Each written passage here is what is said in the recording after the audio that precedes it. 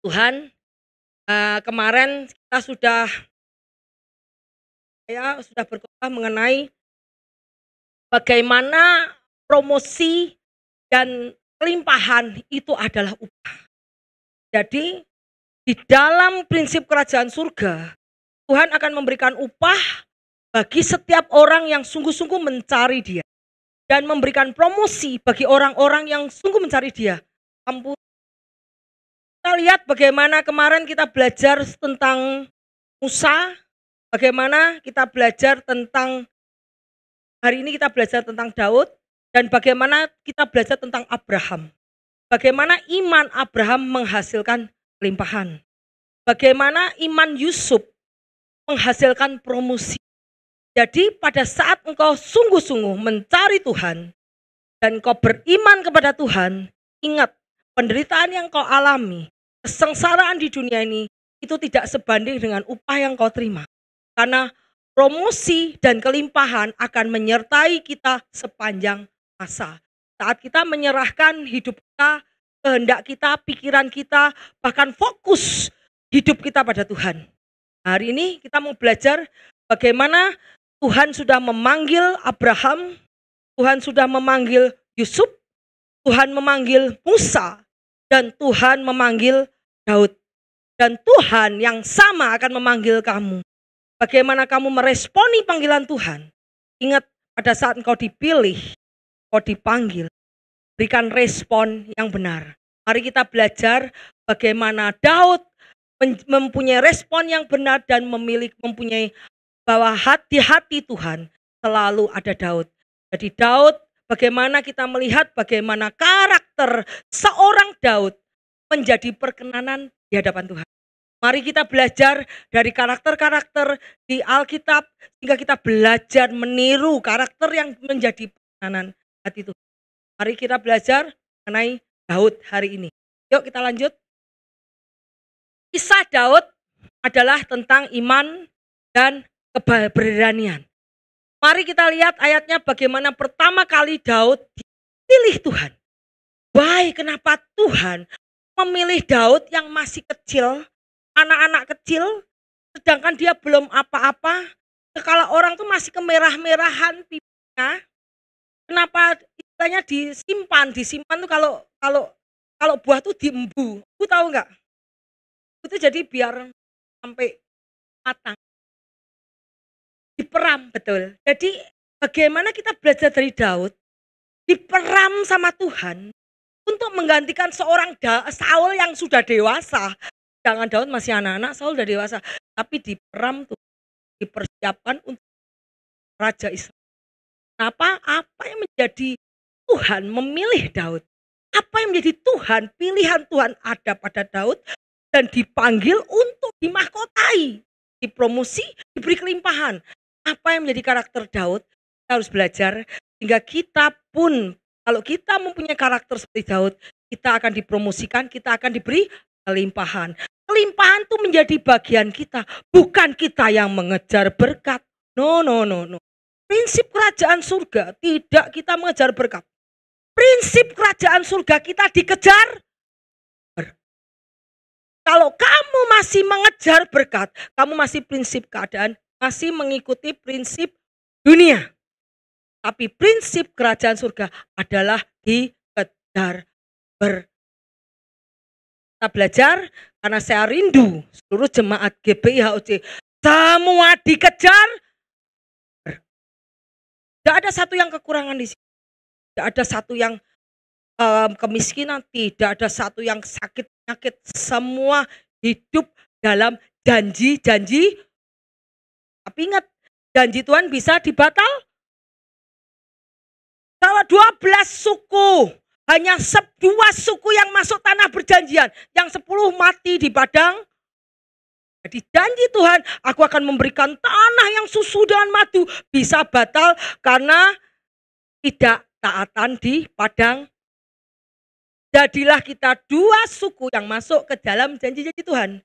Makanya kita mengajarkan di sini bagaimana seluruh jemaat HOC hidup dikejar berkat, hidup mendapatkan janji-janji Tuhan, hidup berkenan di hadapan Tuhan dan hidup dalam perhatian. Sukaan. Saat Tuhan suka, semua berkat pasti diberikan kepada dia. Karena dia sangat sungguh-sungguh sangat ingin memberkati setiap anak-anaknya yang sungguh-sungguh mencari dia. Yuk mari kita lihat ayatnya bagaimana permulaan Daud dipanggil oleh Tuhan. 1 Samuel 16 ayat 3. Kemudian undanglah Isai ke upacara pengorbanan itu, lalu aku akan memberikan kepadamu apa yang harus kau perbuat. Urapilah bagiku orang yang akan kusebut kepadamu.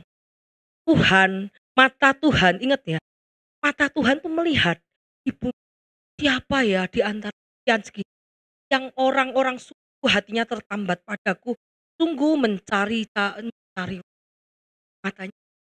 Dan pada saat Tuhan tambat mata hatinya kepada orang yang sungguh memprioritaskan Tuhan daripada seluruh hidupnya, maka kamu akan siap mendapat promosi, kamu siap mendapatkan limpahan, tapi ingat kamu siap dibentuk sebelum mendapatkan upah daripada Tuhan. Kita lihat ayatnya, ketika mereka itu masuk dan Samuel melihat Eliab, ia pikirnya Eliab itu adalah kakaknya, kakaknya Daud. Daud itu adalah anak ke-8. Anak ke-8 yang paling kecil, saudaranya ada 7. Semua saudaranya di medan perang. Perawaannya gede-gede, gagah-gagah, pinter berperang.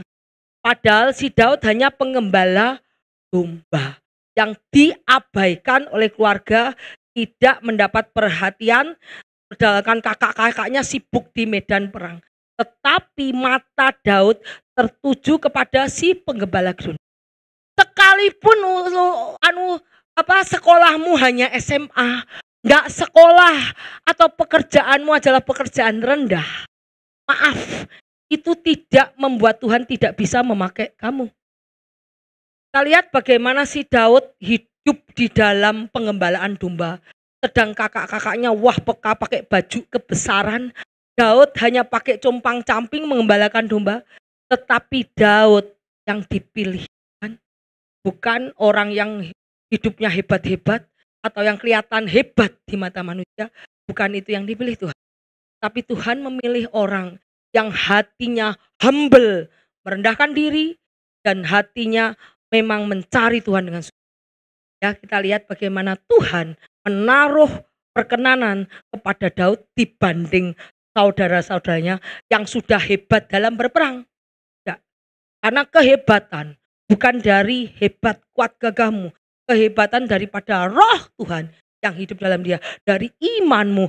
Karena kita ada ayat mengatakan karena iman itu bisa mengalahkan dunia. Ya, tanpa iman engkau tidak akan berkenan kepada Tuhan. Jadi pada saat kau ingin Tuhan berkenan kepadamu, punyalah miliki iman.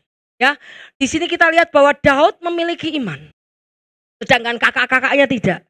Karena itu mengapa hatinya tertambat pada Daud. Sampai pada kecil pun dia diperam. Peram itu dipersiapkan untuk menggantikan Saul. Yuk kita lihat ayatnya. Ketika mereka masuk dan Samuel melihat Eliab, lalu pikirnya sungguh di hadapan Tuhan sekarang berdiri yang diurapinya. Lalu berfirmanlah Tuhan kepada Samuel, jangan pandang parasnya atau perawakan yang tinggi, sebab aku telah menolaknya. Bukan karena kamu cantik, kamu hebat, kamu kaya, kamu disegani banyak orang, kamu terkenal, naik podium terus, hebat, dipanggil banyak orang. No, Tuhan tidak melihat itu. Bahkan Tuhan mengalihkan pandangan kepada Daud yang tidak pernah dilihat manusia, itu yang dilihat Tuhan. Lalu bilang, bukan yang dilihat manusia, yang dilihat Allah. Manusia melihat apa yang di depan mata, jasmani, flesh, kelihatan, appearance itu penampakan luar. Tetapi Tuhan melihat hati. Lalu Isai memanggil Abinadab dan menyuruhnya lewat di depan Samuel. Abinadab itu adalah anaknya lagi. Tetapi Samuel berkata, orang ini pun tidak dipilih Tuhan. Bayangkan ada 8-7 orang suruh maju suruh ini ya anaknya bukan. Ini ya anaknya bukan. Padahal gede-gede perawakannya. Ini ya bukan. Bukan. Malah seorang anak yang tidak ditawarkan oleh bapaknya, dia yang dipilih Tuhan. Kita lihat ayatnya. Lalu Isai memanggil Abimelek, menyuruhnya lewat, tapi Samuel bukan. Kemudian Isai menyuruh Syama lewat. Syama anaknya lagi. Tetapi Samuel berkata, orang ini pun tidak dipilih Tuhan. Demikianlah Isai menyuruh ke-7 anaknya lewat di depan Samuel. Tetapi Samuel berkata kepada Isai, semuanya ini tidak dipilih. Aku tidak berkenan sama mereka. Hati-hati ya. Kalau Tuhan tidak berkenan, kamu tidak akan menjadi besar. Kamu tidak akan menjadi promosikan Tuhan. Hidupmu akan biasa-biasa saja. Kalau kamu mau mempunyai hidup yang luar biasa, rebut hati Tuhan. Dengan iman. Rebut perkenanan Tuhan. Senangkan Tuhan every day, every time, every minute. Kamu akan menjadi besar. Karena pada saat engkau menyenangkan your creator, kamu, dia akan melimpahi all the creation for you. Wow. Lihat. Kemudian Isai menyuruh Syama, no, bukan ini. Semuanya tidak dipilih Tuhan. Lalu Samuel berkata kepada Isai, inikah anakmu semua? 7 sudah lewat di hadapanku. Tetapi Tuhan bilang, no, bukan ini. Aku tidak mau ini. Tuhan bisa menolak loh. Hati-hati, kita harus garap hati kita. Jangan sampai kita ditolak. Lihat hidup ke-7 anak Isai. Hidupnya biasa-biasa enggak? Tetap jadi tentara? Tetap jadi tentara. Tetap kerja biasa? Tetap kerja biasa. Tetapi Daud jadi orang yang tidak sangat biasa-biasa. Orang yang rendah. Yang tidak dipandang sebelah mata. Menjadi raja. Leap of faith. Jadi loncatan yang sangat dahsyat. Pada saat Tuhan berkenan. Rebut perkenanan Tuhan. Kamu akan menjadi tidak biasa. Karena Tuhan yang membawa promosi. Tuhan yang menaikkan orang. Tuhan yang merendahkan orang. Tuhan yang memberkati orang. Bukan manusia yang memberkati. Hanya baik Tuhan yang memberkati. Ya, kita lihat. Lalu Samuel berkata kepada Isai, inilah anakmu semua. Jawabnya, masih tinggal yang bungsu. Tapi sedang mengembalakan kambing domba. Mana mungkin siapa itu?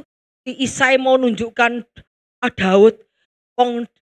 Diminta Tuhan mengurapi, dipikir yang gagah, yang keren, yang titelnya banyak, yang sering dipanggil khotbah di mana-mana. No, bukan itu yang mau Tuhan.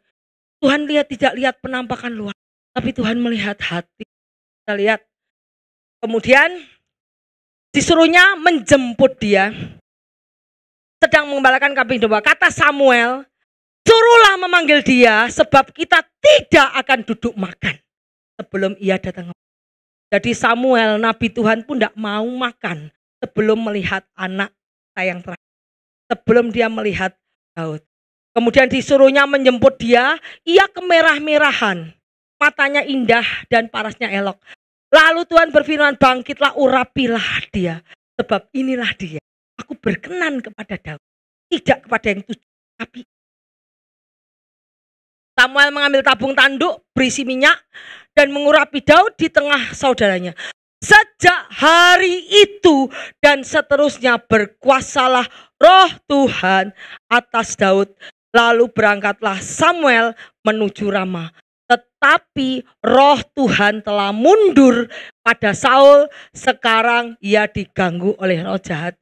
Jadi pada saat Saul dipromosikan kepada Tuhan menjadi raja, dia takut kepada rakyat, tidak takut kepada Tuhan. Sehingga menimbulkan murka Tuhan. Perintahnya Tuhan, semua tidak diabaikan semua. Karena dia lebih menghormati rakyat daripada menghormati Tuhan. Ingat, kalau engkau menghormati orang daripada Tuhan, engkau tidak layak sama Tuhan. Dan karena Tuhan yang membuat kedudukan Saul menjadi raja adalah Tuhan, bukan rakyat. Daud lupa bahwa Tuhan yang mengangkat Saul menjadi raja, bukan rakyat. Karena Daud dia lebih takut kepada rakyat daripada kepada Tuhan. Itu kesalahan yang sangat fatal di mata Tuhan. Karena engkau tidak memprioritaskan aku nomor satu, tetapi rakyat menjadi nomor satu. Ingat, Tuhan mau number one over your family. Tuhan harus nomor satu daripada keluarga. Tuhan harus nomor satu daripada your pleasure. Pleasure itu apa? Kesenangan. Tuhan harus nomor satu daripada hidupmu, daripada kerjaanmu, daripada keluargamu. Ingat, kalau engkau tidak nomor satu, menomorsatukan Tuhan, Tuhan akan mencari kandidat lain. Sangat gampang untuk Tuhan mencari kandidat lain.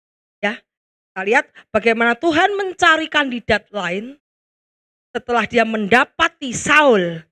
Tuhan tidak number one dalam hidup Saul lagi. Dia mencari pengganti Saul. Ya, kita lihat ayatnya bagaimana 7 saudaranya ditolak dan seorang kecil ini Tuhan mau walaupun dia masih kecil, gak apa-apa. Biarlah yang lama memerintah dulu. Nanti setelah dia cukup memerintah, tak ajarin masuk ke padang gurun. Jadi Daud pun dimasukkan ke padang gurun untuk dibentuk karakternya. Ya, masukkan ke padang gurun. Setelah dia siap, baru terjadi Saul mati, kemudian Daud menggantikan. Sangat gampang bagi Tuhan. Tuhan yang memberi, Tuhan yang mengambil. Tuhan yang memberimu nyawa, Tuhan bisa mengambil nyawamu. Ingat, ya, prioritaskan God number one. Yuk, kemudian kita lanjut. Nah, kemudian Daud dipilih dan dipanggil. Kenapa Daud dan dipilih dipanggil? Kita lihat 1 Samuel 17, 32 ayat 37. Berkatalah Daud kepada Saul, janganlah seorang menjadi tawar hati, karena dia, hambamu ini akan pergi melawan orang Filistin. Tapi Saul berkata kepada Daud, tidak mungkin engkau dapat menghadapi orang Filistin. Tidak mungkin engkau mendapati orang Filistin. Karena untuk melawan dia, sebab engkau masih muda, sedang dia sejak dari masa mudanya telah menjadi prajurit. Jadi Saul lupa kalau dia diurapi Tuhan, pernah menjadi diurapi Tuhan, diangkat Tuhan, memenangkan banyak battle itu apa? Pertempuran, merebut banyak negara untuk Saul. Dia lupa bahwa dia pernah memenangkan segalanya dan dia takut saat bertemu Goliat. Kemudian Daud berkata kepada Saul, hambamu ini biasa mengembalakan kambing domba ayahnya. Apabila datang singa dan beruang yang memakan seekor domba, maka aku mengejarnya, menghajarnya, melepaskan domba itu dari mulutnya. Apabila ia berdiri menyerang aku, maka aku menangkap janggutnya, lalu menghajarnya dan membunuhnya. Baik singa maupun beruang telah dihajar oleh hambamu ini, dan orang Filistin yang tidak bersunat itu akan sama seperti salah satu dari binatang itu, karena ia telah mencemooh barisan daripada Allah yang hidup. Pula kata Daud, Tuhan yang telah melepaskan aku dari cakar singa dan cakar beruang, dia juga akan melepaskan aku dari tangan orang Filistin. Kata Saul kepada Daud, pergilah, Tuhan menyertai. Jadi iman yang sama saat Daud mengembalakan domba, saat dia dombanya didatangi macan, didatangi beruang, Daud tidak lari. Sembunyi ah.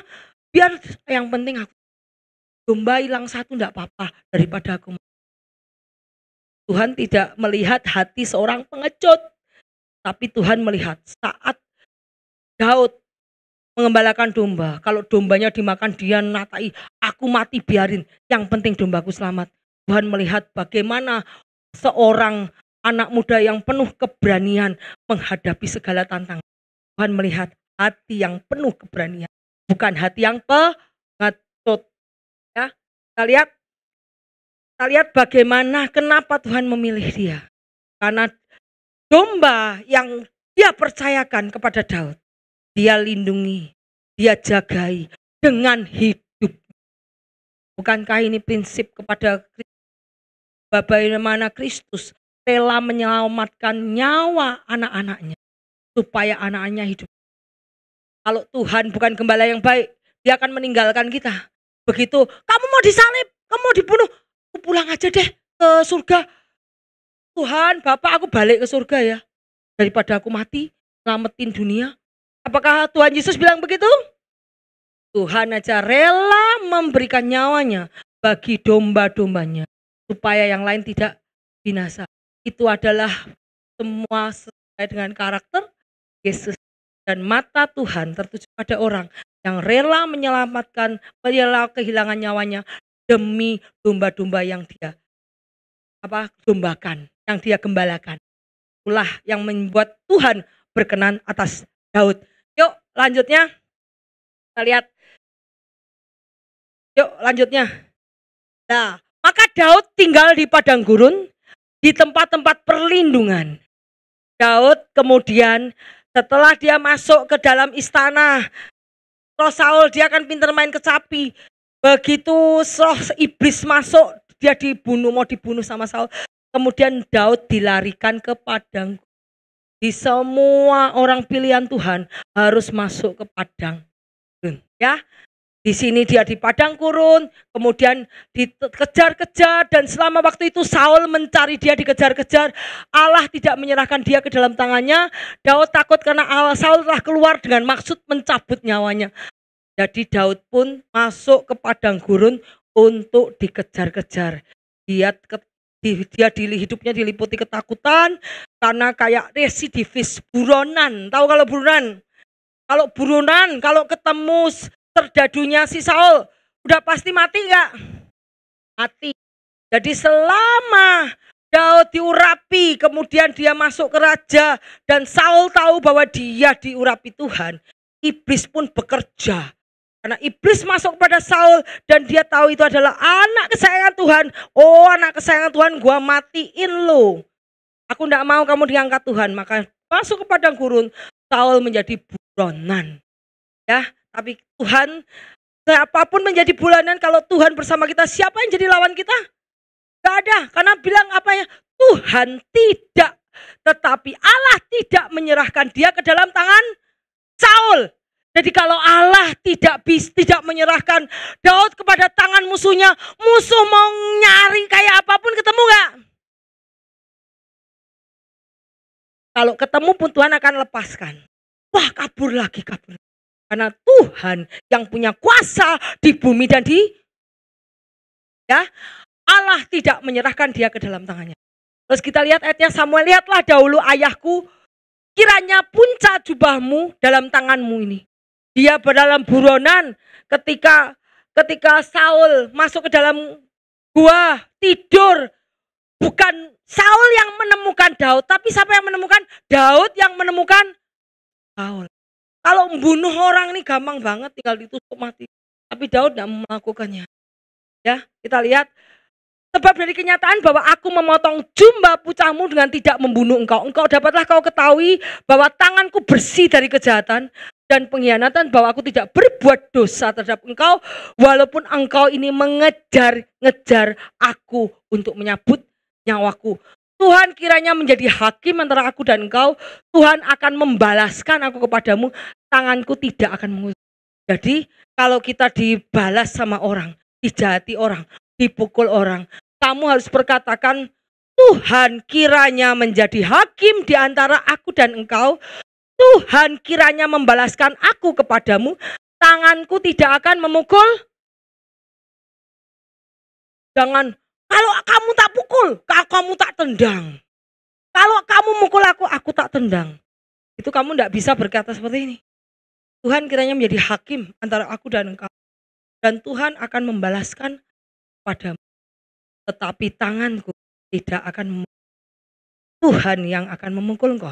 Tapi tanganku bersih. Itu yang namanya kejahatan tidak dibalas dengan, ya, ini adalah karakter Daud yang kedua. Yang pertama tadi apa? Dia rela memberikan nyawanya bagi domba-dombanya. Hendaknya lari.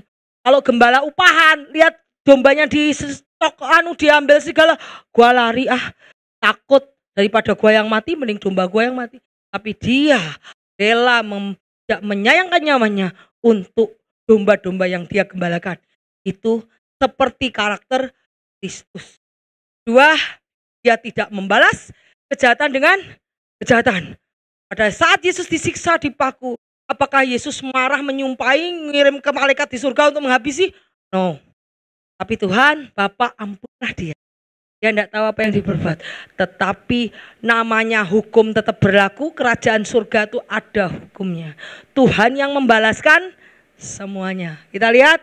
Sebab itu kiranya engkau Allah menjadi hakim yang memutuskan antara aku dan engkau. Dan dia kiranya memperhatikannya, memperjuangkannya perkaraku. Memberi keadilan kepadaku dengan melepaskan aku dari tanganmu. Jadi kalau dia saatnya ditangkap, Tuhan akan izinkan. Kalau Tuhan tidak akan menyerahkan Daud, tidak ada seorang pun bisa menangkap Daud. Semua keputusan ada di tangan Tuhan. Yuk kita lanjut. Tuh, kita lihat, kita belajar sekarang karakter apa yang ada dari Daud. Yuk kita belajar. Pertama, kita lihat bahwa Daud memiliki iman kepada Tuhan. Daud memiliki iman yang kuat kepada Tuhan sejak saat masih muda. Segala penggembala sebagai gembala domba. Iman yang sama ditunjukkan saat menghadapi Goliat. Kita lihat ayatnya 1 Samuel 17 ayat 37. Kata Daud, Tuhan yang telah melepaskan aku dari cakar singa dan cakar beruang. Dia juga akan melepaskan aku dari tangan orang Filistin. Jadi Tuhan saat itu waktu dia merobek mulut singa, aku dengan nama Tuhan aku melawan engkau, dan dengan nama Tuhan yang sama aku melawan orang Filistin. Jadi iman sejak kecil Daud itu yang membawa dia promosi, mendawa dia berkat, mendawa dia kelimpahan. Iman. Kedua, kita lihat pertobatan. Apa yang lihat Daud, apa yang kita pelajari dari Daud? Kedua, kita lihat bagaimana Daud bertobatan. Ketika dihadapkan dengan dosanya, Daud menunjukkan pertobatan yang sejati. Kita lihat ayatnya 2 Samuel 12 ayat 13.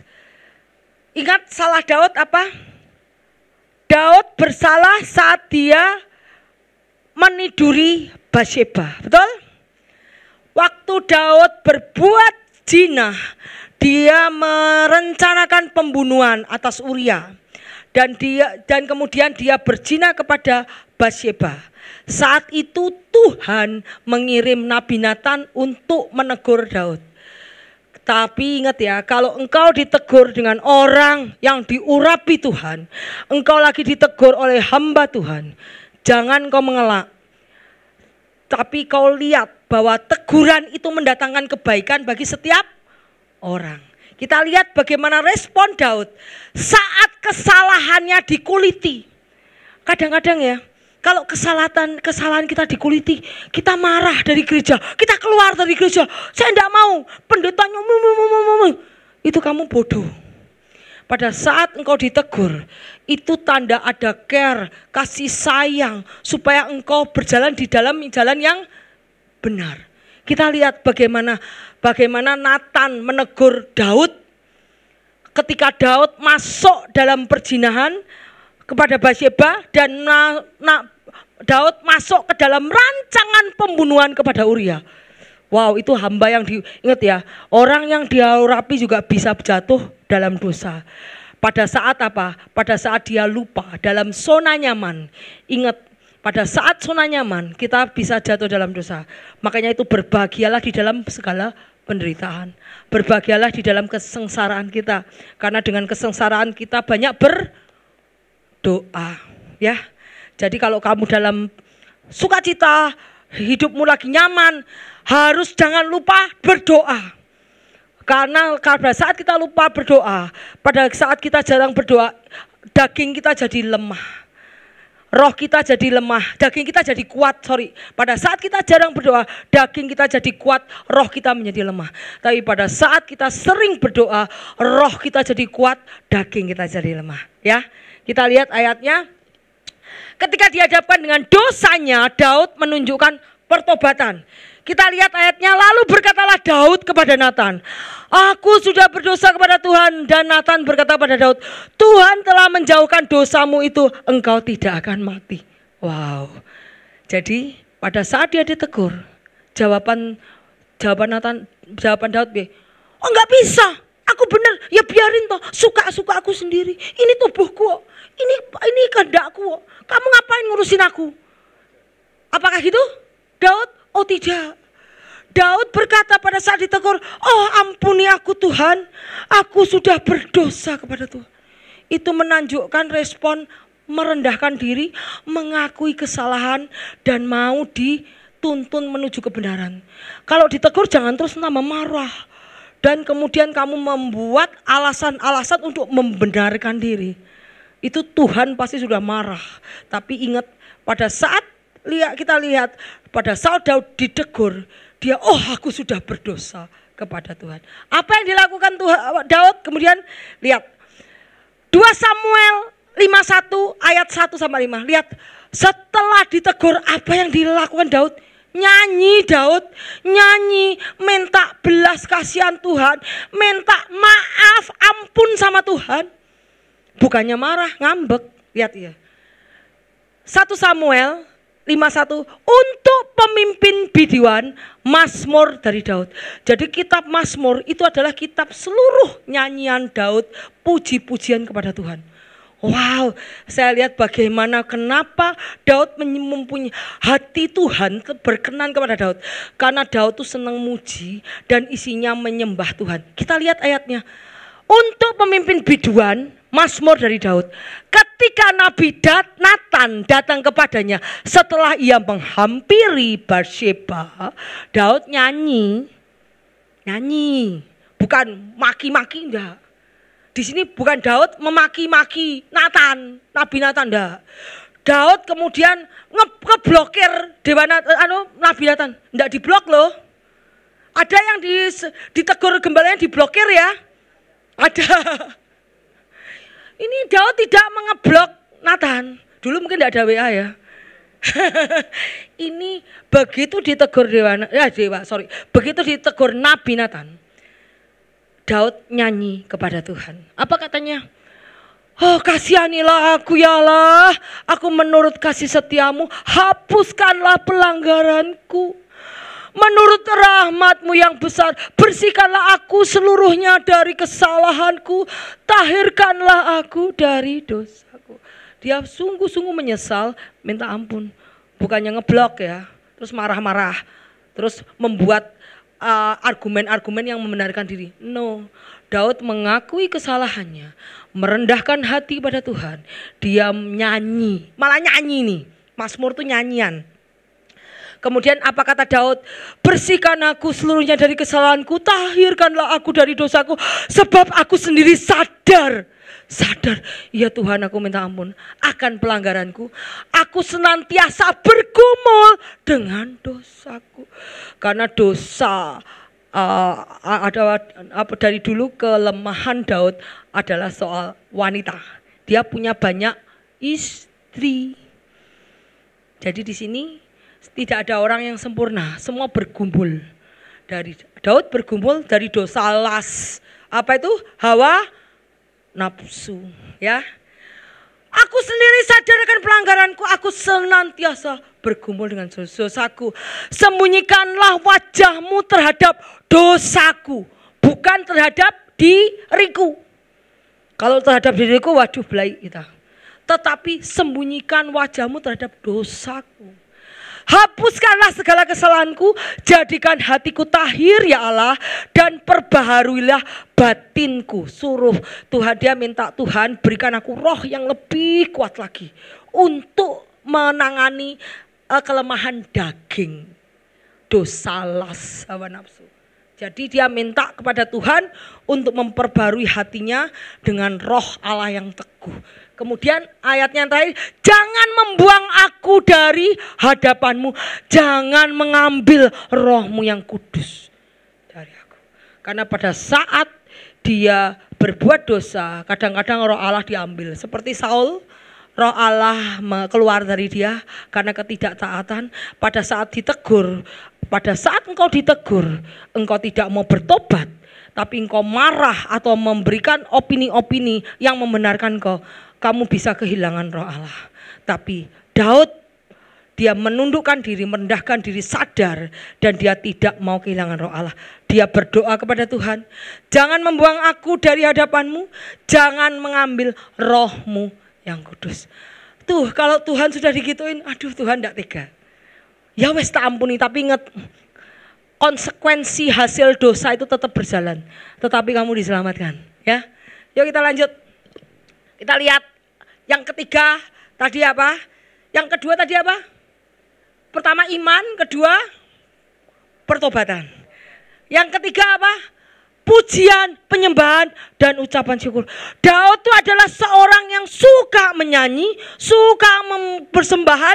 Semua mazmur itu ditulis oleh Daud. Kita lihat Daud adalah pemuji dan penyembah Tuhan. Daud menulis banyak pujian kepada Tuhan dalam kitab Mazmur, ya. 2 Samuel 6 ayat 14. Dan Daud menari-nari di hadapan Tuhan dengan sekuat tenaga. Ia berbaju efod dari kain lenan. Daud dan seluruh orang Israel mengangkat tabut Tuhan dengan diiringi sorak dan bunyi sangkakala. Ketika tabut Tuhan masuk ke kota Daud, maka Mikal, anak perempuan Saul, menjenguk dari jendela, lalu melihat Raja Daud meloncat-loncat serta menari-nari di hadapan Tuhan. Sebab itu ia memandang rendah. Jadi kita lihat bagaimana Saul tidak mendidik anaknya dengan baik, sehingga anaknya Saul pun memandang rendah pada tabut Tuhan, pada menari-nari pada Tuhan. Padahal Mikal itu adalah menjadi istri Daud nantinya. Di sini kita lihat bahwa Daud tidak malu. Dia sebagai raja, dia menari-nari di dekat di tabut Tuhan. Dia tidak malu. Dilihat orang tidak malu. Makanya kamu jangan malu kalau menari-nari di gereja kayak orang gila. Jangan malu. Kalau kamu malu, berarti kamu memandang rendah. Seperti Mikal, anak perempuan Saul, memandang rendah Daud. Karena dia menari-nari di bait Allah. Kita tahu bahwa zaman dulu, Ark the Covenant, Ark Covenant itu apa? Tabut Tuhan. Itu menandakan keberadaan Tuhan. Kalau zaman sekarang, di gereja, di mezbah Tuhan, di perkumpulan orang-orang, di mana hadirat Tuhan ada di sini. Jangan malu, kamu menari untuk Tuhan. Itu tanda kamu mengasihi Tuhan.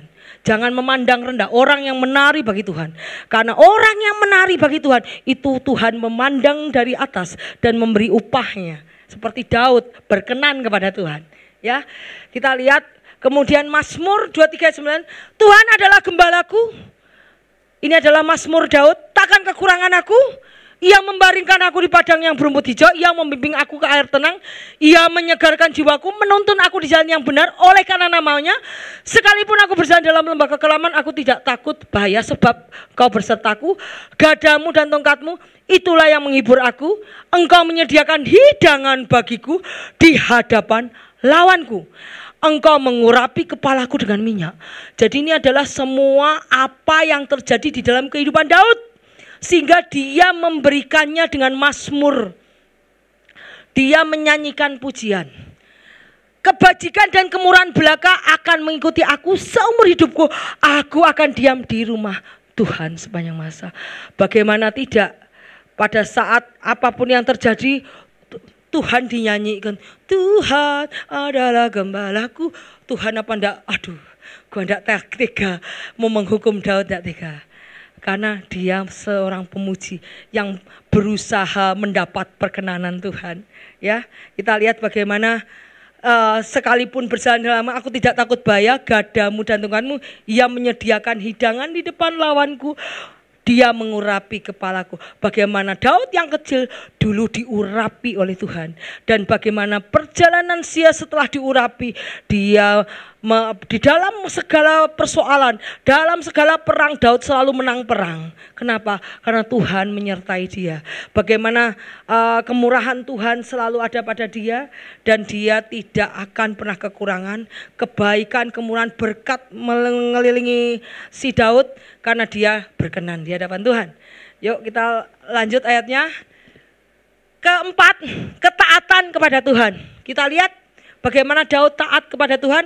Meskipun ada kesempatan untuk membunuh Saul, tetapi Daud tidak melakukannya karena menunjukkan kepada perintah Tuhan. Kemudian berdebar-debar hati Daud karena ia telah memotong puncal Saul. Jadi pada saat dia dikejar di padang gurun, dia dikejar Saul, tapi justru Tuhan yang membuat Daud bisa menemui Saul, dipotong puncanya. Tuhan mau lihat reaksinya. Apa reaksimu ya kalau ketemu Saul? Kamu bunuh atau enggak? Oh, ternyata dia mengampuni orang yang jahat. Wow. Jadi segala tindakan Tuhan mau ngetes. Reaksimu apa? Ketemu musuhmu, reaksimu apa? Aku enggak mau sama dia, aku benci sama dia. Berarti kamu belum bertobat. Tetapi Daud, dia tidak membenci Saul, tetapi dia mengasihi, mengampuni. Kita lihat bagaimana dijauhkanlah Tuhan kiranya daripadaku untuk melakukan hal yang demikian kepada Tuhanku, kepada orang yang diurapi Tuhan, untuk menjamah dia, sebab dialah orang yang diurapi. Jadi Daud tidak mau mencelakai orang yang diurapi. Jadi kalau ada orang yang diurapi Tuhan, kiranya kita tidak boleh ngomong jelek, kemudian memberikan fitnah apa-apa, karena hukuman ada di tangan Tuhan. Janganlah engkau melawan, mengutuki orang yang aku urapi, karena kutuk itu akan kembali kepadamu. Ingat ya, kita lihat bahkan Daud pun tidak mau menjamah orang yang diurapi Tuhan. Dia mau Tuhan yang membalaskannya ke persoalannya sendiri, bukan kita yang bersalah atas tangan kita. Ingat bagaimana kebaikan Daud, dia mengampuni orang yang jahat sama dia. Bisakah kita mengampuni orang yang jahat sama kita? Kita dites sama Tuhan. Kalau engkau bisa mengampuni orang yang bersalah kepada kamu, kamu mendapat perkenanan Tuhan. Seperti Daud. Bagaimana Daud mau dibunuh sama Saul, tetapi saat Tuhan membuat dia bertemu dengan Saul, dan Saul dalam keadaan tidak berdaya, dalam keadaan tidur, Daud tidak melakukan hal yang jahat di mata Tuhan. Tidak satupun kejahatan dibalas dengan kejahatan. Tetapi Daud melepaskan nyawa Saul dan bilang pada Saul, aku bisa membunuhmu, tapi aku tidak mau membunuhmu. Aku melepaskan kamu. Karena biarlah Tuhan yang membalaskannya, bukan aku. Tuhan jadi hakim atasku. Jadi kita ingat, bukan Tuhan yang membalaskan. Penghakiman ada di tangan Tuhan, bukan manusia. Ya, kita harus bersih tangan kita, hati kita harus bersih, mulut kita, perkataan harus bersih kepada orang yang menjahati kita. Nanti Tuhan yang akan bekerja kepada orang itu. Amin. Terus kemudian kita lihat bagaimana ketaatan kepada Tuhan, pada Daud, pada ketaatan Daud kepada Tuhan. Dia tidak membalas yang jahat dengan kejahatan, tetapi Daud membalas jahat dengan bahkan pengampunan. Ya, kalau melepaskan musuh itu ngampuni enggak? Ngampuni. Ya, kalau kamu benci jahat, bunuh. Nah, kita lihat kelima, kita lihat bagaimana kerendahan hati Daud. Daud mengakui ketergantungannya kepada Tuhan dan menunjukkan kerendahan hatinya di hadapan Tuhan. Lalu masuklah Raja Daud ke dalam, kemudian duduklah ia di hadapan Tuhan sambil berkata, siapakah aku ini Tuhan, dari biji matamu, dengan apakah ku balas Tuhan?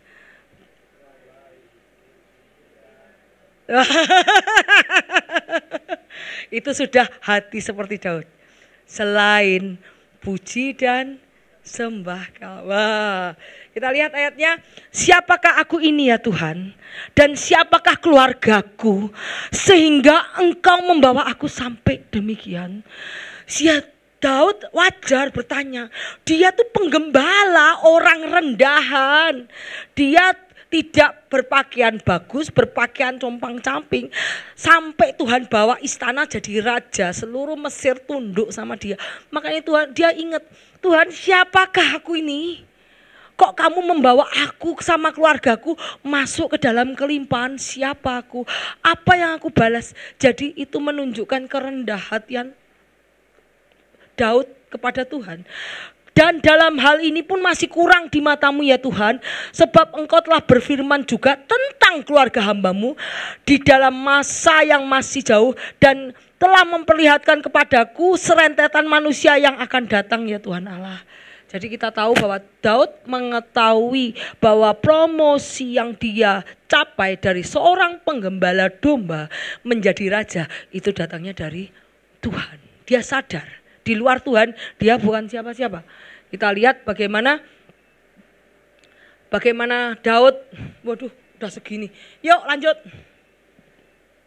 Kemudian dengan kerendahan hatinya Daud menepati janjinya kepada Yonatan untuk memelihara dan melindungi keturunan.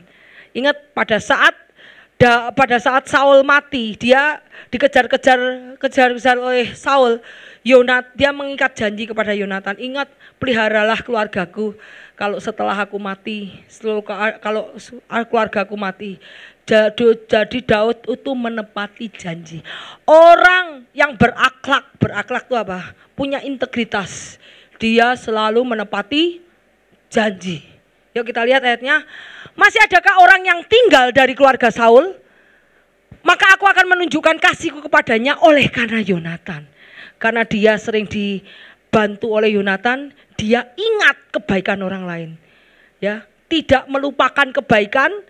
Begitu salah sedikit sudah keluar di sini. Kejelekannya dari Sabang sampai Merauke diceritain. Betul ya? Lupa kalau dulu pernah baik, lupa kalau dulu pernah mendapatkan keuntungan, kebaikan, lupa. Tapi kejelekannya dari Sabang sampai Merauke sampai sana diteleponin satu-satu. Itu ya toh, itu bukan manusia yang berintegritas. Tapi kita lihat bagaimana Daud. Karena dia pernah ditolong Yonatan. Dia ingat kebaikan Yonatan. Dia memelihara keluarga Yonatan. Itu namanya top. Bukan orang yang begitu langsung keluar jelekannya, lupa yang baik. Itu orang yang tidak tahu membalas budi. Ya, kita lihat. Adapun keluarga Saul mempunyai seorang hamba yang bernama Siba. Ia dipanggil menghadap Daud, lalu raja bertanya, "Engkaukah Siba?" Jawabnya, "Hamba Tuanku." Kemudian ia berkatalah raja, "Tidak ada lagi kah orang yang tinggal dari keluarga Saul?" Padahal Saul hendak membunuh Daud. Tetapi keluarga Saul dipelihara Daud. Keluarga musuhnya dipelihara Daud. Bagaimana Daud orang yang sangat murah hati. Wow. Ya, kita lihat ayatnya. Aku hendak menunjukkan kepadanya kasih daripada Allah. Luar biasa. Bagaimana orang yang punya Roh Kudus, orang yang punya kasih Allah bisa menunjukkan kasih kepada orang yang menyakiti dia. Orang yang mau membunuh dia. Keluarganya dipelihara oleh musuhnya. Wow. Kalau enggak dari Roh Kudus enggak bisa. Kita harus menunjukkan kepada sesama kita kasih daripada Tuhan. Yuk kita lihat. Jawabnya, masih ada seorang anak laki-laki Yonatan yang cacat kakinya, cacat. Tanya raja kepadanya, "Di manakah itu?" Jawab Siba kepada raja, "Dia ada di rumah Mahir bin Amil di Lodebar." Sesudah itu Raja Daud menyuruh mengambil dia dari rumah Mahir bin Amil di Lodebar. Dan Mephiboset bin Yonatan bin Saul. Mephiboset itu adalah anak daripada Saul, anak dari Yonatan, cucunya Saul yang mau membunuh Daud, tapi dipelihara oleh Daud. Kita lihat, masuk menghadap Daud, ia sujud menyembah, kata Daud. Mephiboset katanya, inilah hamba Tuanku. Kemudian berkatalah Daud kepadanya, "Janganlah takut, sebab aku pasti akan menunjukkan kasihku kepadamu oleh karena Yonatan ayahmu. Aku akan mengembalikan kepadamu segala ladang Saul." Wow, Daud tidak merampas ladangnya Saul, tetapi ladangnya Saul diberikan kepada cucunya. Itu adalah orang yang sangat baik. Biasanya kalau orang tamak maunya ngambilin semua. Tidak mau memberi, maunya ngambilin, ngerampasi. Tetapi Daud mau melepaskan sebagian dari aset negara untuk Saul, musuhnya yang mau membunuh dia. Wow. Janganlah takut sebab aku pasti menunjukkan kasihmu kepadamu. Oleh karena Yonatan ayahmu, aku akan mengembalikan segalanya, ladang Saul, nenekmu, dan engkau akan tetap makan sehidangan dengan aku. Bagaimana di sini Daud tidak malu satu meja dengan orang yang cacat. Kalau ada orang yang kaya raya, raja, mau enggak satu meja dengan orang cacat, orang rendahan? Tapi Daud enggak malu. Dia enggak malu satu meja makan bersama dengan orang yang cacat. Wow, itu tanda Daud itu hidup merakyat, rendah hati. Kita lihat ayatnya, ya, semeja dengan orang yang cacat. Dia dipelihara, makanannya sama, beras yang dimakan sama, makannya sama. Dan diperhatikan. Kita lihat bagaimana Daud memelihara keturunan Yonatan dan keturunan Saul. Yuk kemudian 6, keberanian.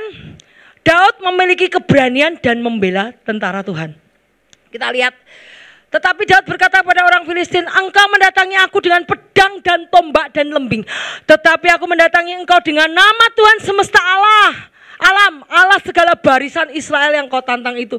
Hari ini juga Tuhan akan menyerahkan engkau ke dalam tanganku, dan aku akan mengalahkan engkau dan memenggal kepalamu dan tubuhmu.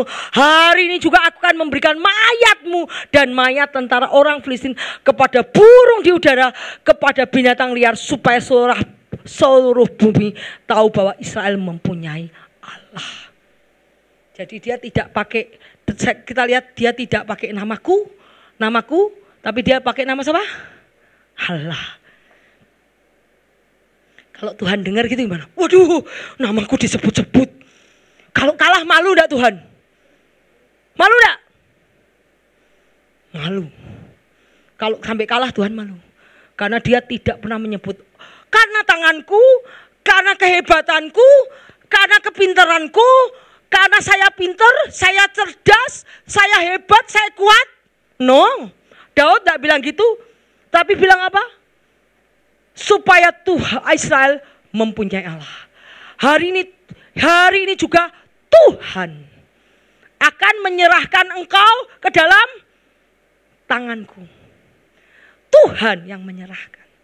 Jadi Daud pakai nama Tuhan. Bukan tapi Tuhan. Tuhanlah yang akan menyerahkan musuh dalam tanganku. Sehingga aku akan Tuhan akan memberikan hidangan di depan lawanku. Jadi Daud memakai nama Tuhan. Kalau Tuhan dengar, Tuhan, waduh, kalau sampai kalah, aku malu, karena aku tidak bisa menunjukkan kepada banyak orang bahwa aku Tuhan berkuasa atas bumi dan surga. Ya, makanya bukan oleh kekuatan tanganku. Nah, ingat kalau Nebukadnezar, lihatlah rumah Babylon yang besar hebat ini, karena oleh kekuatan tanganku aku bisa membangunnya supaya namaku termasyhur di banyak orang. Dibuat Tuhan jadi sapi, ya. Dibuat Tuhan jadi sapi itu. Tapi karena tangan Tuhan yang membuat aku bisa seperti ini. Itu berarti kita tahu bahwa semua promosi, kelimpahan, berkat datangnya dari di atas. Ya, terus kita lihat. Dan supaya segenap jemaah ini tahu bahwa Tuhan menyelamatkan bukan dengan pedang, bukan dengan lambing. Sebab di tangan Tuhanlah pertempuran, Ia pun menyerahkan kamu ke dalam tangan kami. Lu mau pakai lembing, lu mau pakai botol aqua, bisa nggak? Bisa. Bukan karena lembing, bukan karena pedang, bukan karena batu, ya. Bukan karena apa? Karena nama Tuhan bisa memakai apa yang kamu punya menjadi alat. Bukan apa yang tidak kamu punya dan apa yang tidak kamu bisa. Bisakah seorang Daud memegang lembing, kemudian memegang tombak, pedang? Enggak bisa, dia gembala. Dia belum dididik dalam medan pertempuran, dia masih gembala domba. Dia mungkin bisa memegang kayak tombak ya untuk singa dan beruang, tapi dia suruh pakai pakaian perang, dia nggak bisa. Tuhan pakai kemampuanmu, apa yang kamu bisa, apa yang kamu punya, aset apa yang kamu punya, itu saja cukup. Nama Tuhan yang membuat itu berhasil, bukan karena kamu punya apa, no. Dengan tangan kosong pun bisa. Dengan trompet bisa nggak? Mana ada sih trompet bisa mengalahkan musuh? Ada trompet mengalahkan musuh? Kalau zaman sekarang pakai nuklir, pakai senjata, pakai pistol. Kalau di dalam kita lihat bahwa Tuhan bisa pakai trompet aja. Yang perlu Tuhan adalah ketaatan. Dengan trompet aja ngelilingi Yeriko 7 kali roboh. Dengan apa? Ketaatan. Tuhan yang berperang, bukan kamu. Kamu hanya mau taat saja dan Tuhan berkenan. Kita lihat, sebab di tangan Tuhan pertempuran, Ia akan menyerahkan kamu di dalam tangan kami. Yang ketujuh, bagaimana Daud mencintai hukumnya Tuhan. Kita lihat ayatnya. Daud mencintai hukum Tuhan dan melakukannya. Jangan sampai kita dengerin di khotbah di gereja, wah saya ke gereja Bu, dengar khotbah. Kamu pelaku firman enggak? Ya enggak Bu, saya belum Bu, belum bisa Bu. Saya lagi berusaha keras menjadi pelaku. No. Pada saat kamu hanya menjadi pendengar firman, pemberita firman, kamu tidak akan melihat kuasa itu terjadi. Kamu akan melihat kuasa mujizat itu terjadi saat kamu melakukan firman. Tuhan tuh Tuhan Allah yang sangat baik, dan Tuhan tuh Allah yang membentuk anaknya. Tuhan tidak akan memberikan beban kamu yang berat. Pada saat kamu menjadi bayi rohani, Dia akan kasih ayat kamu yang ringan. Oh, kamu dengar firman, lakukan, kamu lagi berdiri step. Kamu dengar firman lagi, oh lakukan, laku step by step. Tuhan akan membawa kamu ke dalam kesempurnaan. Pada saat kamu menjadi pelaku firman, itu mujizat terjadi. Roh Kudus bekerja. Roh Kudus sudah ada di dalam hati kamu. Yes, saat kamu dibaptis Tuhan sudah menaruh rohnya ke dalam hati kamu. Tapi roh itu tidak bekerja saat kamu tidak jadi pelaku firman.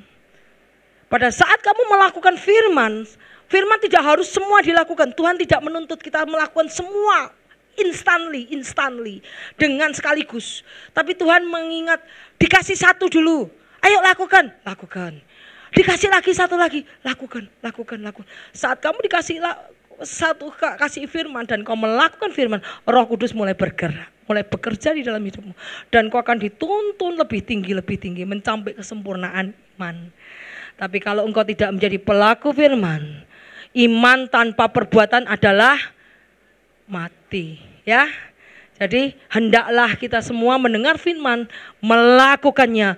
Nanti Roh Kudus bekerja di dalam kamu, akan membawa kamu dalam step tangga-tangga menuju kesempurnaan. Amin. Yuk kita lihat bagaimana nomor 7 Daud mencintai hukum Tuhan. Kita lihat Daud mencintai hukum Tuhan dan melakukannya. Mazmur 119 ayat 97. Bagaimana Daud menulis, begitu betapa ku cintai Tauratmu, aku merenungkannya sepanjang hari. Perintahmu membuat aku lebih bijaksana daripada musuh-musuhku, sebab selama-lamanya itu ada padaku. Jadi Daud selalu ingin melakukan Taurat Tuhan, selalu mencintai Taurat Tuhan, sehingga ia hidup lebih bijaksana. Ya, yuk kita lanjut. Kita lihat kepemimpinan yang melayani. Daud dari dulu sudah melayani domba-domba. Daud nih melayani domba pun dilayani. Ya, pada saat dia menggembalakan domba, dia rela mati untuk dombanya, itu tanda pelayanan Daud kepada domba. Binatang aja dilayani loh. Kita lihat ayatnya. Daud melayani banyak orang yang dia pimpin dan memberikan kesejahteraan pada mereka. Ayatnya 2 Samuel 5 ayat 2, telah lama ketika Saul memerintah atas kami, engkaulah yang memimpin segala gerakan orang Israel, dan Tuhan telah berfirman kepadamu, engkaulah yang harus menggembalakan umatku Israel, dan engkaulah yang menjadi raja atas Israel. Dan Daud sangat menghargai rakyatnya dan memberikan kesejahteraan kepada rakyatnya. Kalau ada yang tertawan, Daud merebutnya dengan bantuan Tuhan. Dia tidak, alah biarin ditawan biar mati, enggak apa-apa. Enggak. Tapi Daud selalu memperhatikan, menjadi melayani rakyat yang dia pimpin. Ya. Kemudian kita lihat 9, Daud menghormati orang yang diurapi Tuhan. Daud menghormati Saul karena Saul diurapi Tuhan. Meskipun Saul berusaha membunuh Daud. 1 Samuel 24 ayat 6-8 berkata, berdebarlah hati Daud karena ia telah memotong punca Saul. Lalu berkatalah ia kepada orang-orangnya, dijauhkan Tuhanlah. Pakai nama Tuhan lagi. Dijauhkan Tuhanlah kiranya daripadaku untuk melakukan hal yang demikian kepada tuanku, kepada orang yang diurapi Tuhan, yaitu menjamah dia, sebab dialah orang yang diurapi Tuhan.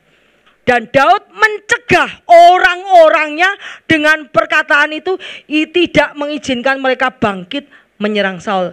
Sementara itu Saul telah bangun meninggalkan gua itu, hendak melanjutkan perjalanannya. Jadi kita tahu bahwa pada saat Saul berkeliling-keliling mencari Daud dan Tuhan menemukan Daud kepada Saul, Daud berkata kepada prajuritnya, jangan kamu membunuh orang itu. Tuhan, orang itu mau membunuh kamu loh. Tidak apa-apa, tidak apa-apa. Tuhan yang menjadi hakim. Tuhan yang menjadi hakim. Tapi jangan kamu membunuh Saul. Bayangkan, musuh sudah di depan mata tidak dibunuh, tapi diampuni nyawanya. Dia bilang Tuhan yang akan membalaskan, bukan kita yang membalas. Itu tanda Saul hatinya sangat baik, sangat murah hati. Ya, Daud tandanya hatinya sangat baik dan mau menunjukkan kasihnya. Kemudian yuk, yang 10, dia memiliki hati untuk Tuhan. Bagaimana Daud itu memiliki hati Tuhan, berkenan di hati Tuhan. Berkenan, Tuhan senang banget sama Daud. Why? Kenapa?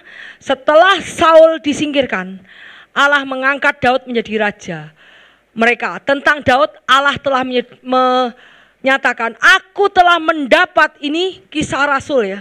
Jadi Petrus pun tahu bahwa Daud itu mendapat perkenanan di hati Tuhan.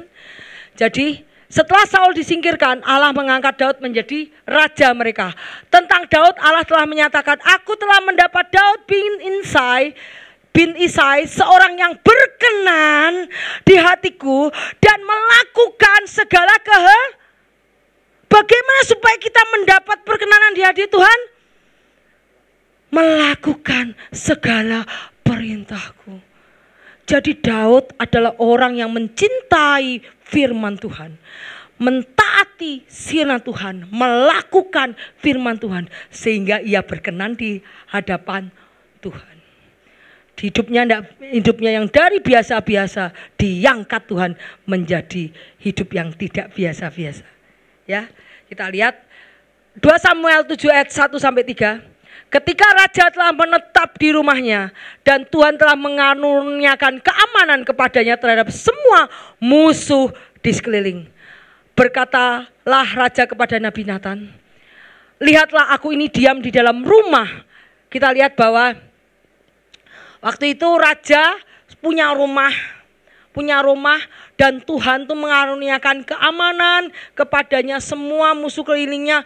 Jadi saat itu Daud lagi membangun rumah dan Tuhan memberikan segala kemewahan, kelimpahan kepada Daud.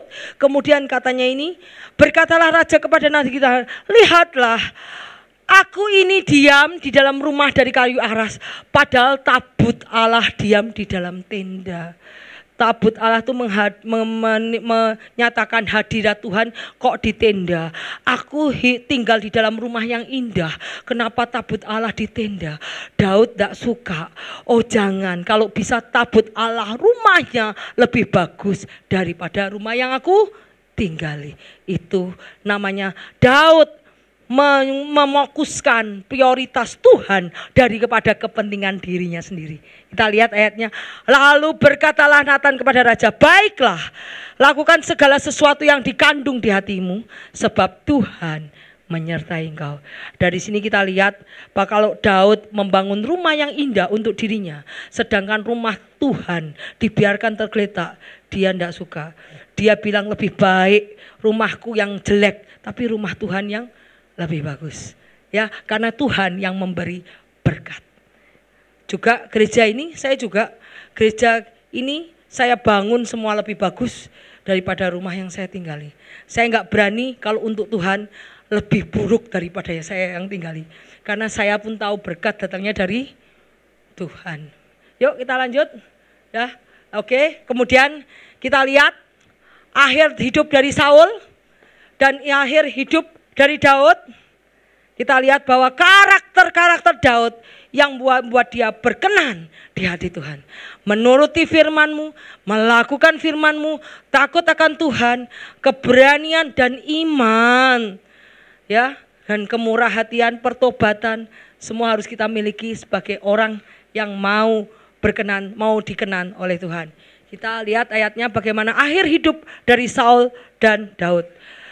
Saul binasa, kemudian makin beratlah pertempuran setelah Daud melewati padang gurun. Melewati banyak ujian-ujian testing di padang gurun. Termasuk testing tadi, bagaimana engkau dengan musuhmu? Oh ternyata, janganlah membalas kejahatan dengan kejahatan, tetapi lawanlah kejahatan dengan kebaikan. Tuhanlah menjadi hakimnya. Daud melakukan firman-Ku. Jadi testingnya berhasil enggak? Lulus ujian enggak? Lulus ujian. Pada saat Daud dibawa ke padang gurun, melewati testing, dan Tuhan lihat responnya dia dalam ujian yang dihadapi dalam padang gurun. Dan Daud lulus. Kemudian saatnya Tuhan menjadikannya menjadi raja. Tuhan yang mempromosikan Daud untuk naik. Kita lihat ayatnya bagaimana Tuhan sudah dijadikan raja setelah mengalami padang gurun pembentukan karakter Daud. Kita lihat ayatnya.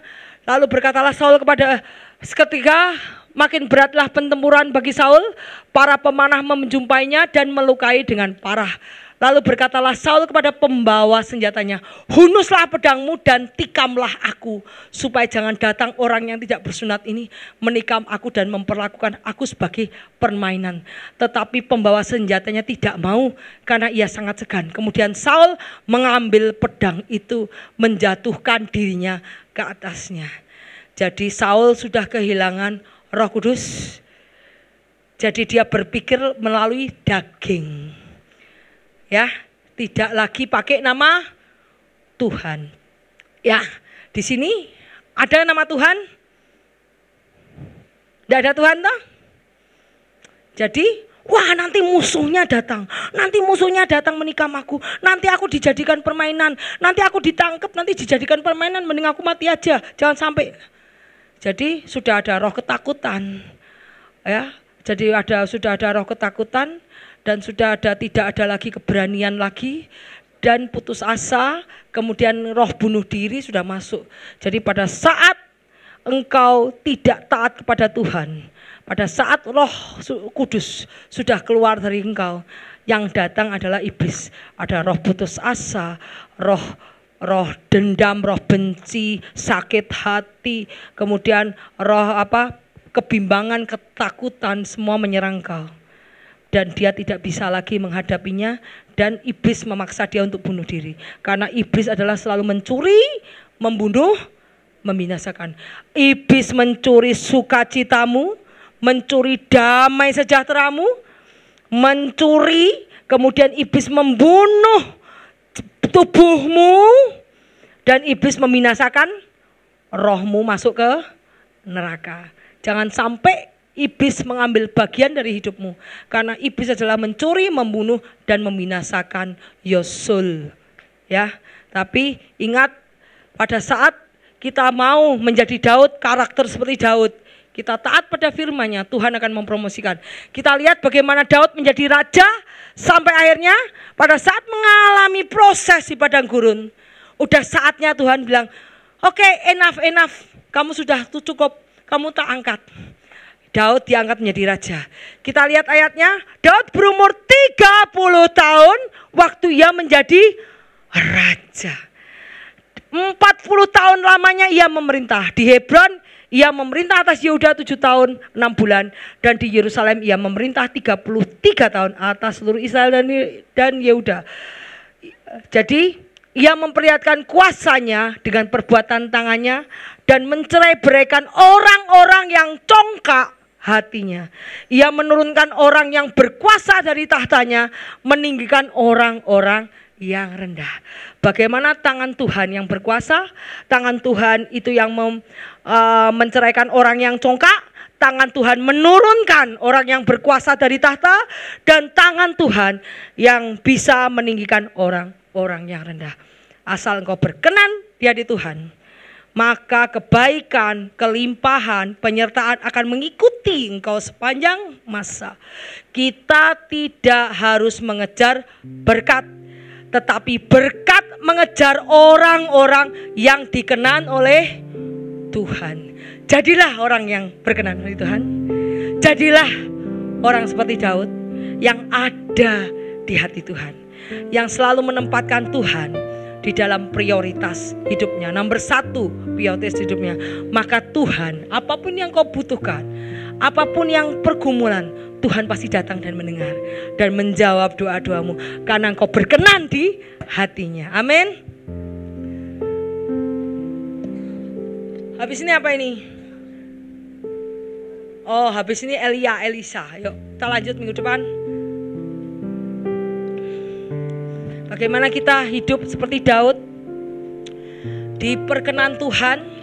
Pada saat engkau diperkenan Tuhan, tidak usah takut, karena mata Tuhan tuh melihat engkau sepanjang waktu, sepanjang detik. Tidak pernah engkau ditinggalkan.